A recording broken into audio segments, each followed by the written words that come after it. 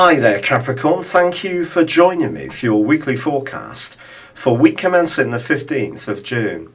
The collection of energy in the sign of Gemini continues this week, well, in the case of the Sun and Mars, for just one more week. Then the focus is going to be much more on relationships.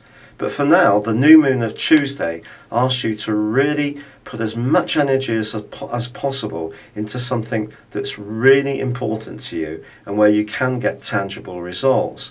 Now, the chances are it could be something quite practical. Now, the first point of call could be your job if you have one, or it may be more to do with an interest. But if it's an interest where you use your hands, or perhaps it's to do with cooking or even gardening, it wouldn't be a surprise. Your health, fitness and dietary situation also come under the astral microscope.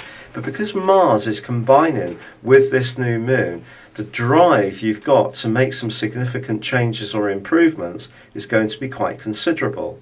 But your ruling planet, Saturn, is going to be moving signs this week, just temporarily for the next 4 months, back into the sign of Scorpio. For you, this just asks you to double check during that period of time that your long-term hopes are exactly what you want them to be. Sometimes we have these goals and aims, but then we inside of ourselves change. So we might get to that goal or aim and then realise we want something else. And that's why I think it's important to double check during this next period of time. However, Venus and also Jupiter continue to sparkle in a brilliant part of your horoscope for long-term money and potentially for intimacy, for matters of the heart. If you do want to meet someone, don't be surprised if you meet them in a very ordinary location, such as the supermarket queue, a fitness centre, or even at work. But the combination of Venus and Jupiter is a very enriching one in the sign of Leo. So you're going to be giving out a subtle but very potent signal. And if you are looking for someone to come into your world, you could enjoy a stroke of fortune. Now, the interesting thing is that Jupiter forges a very powerful link to Uranus.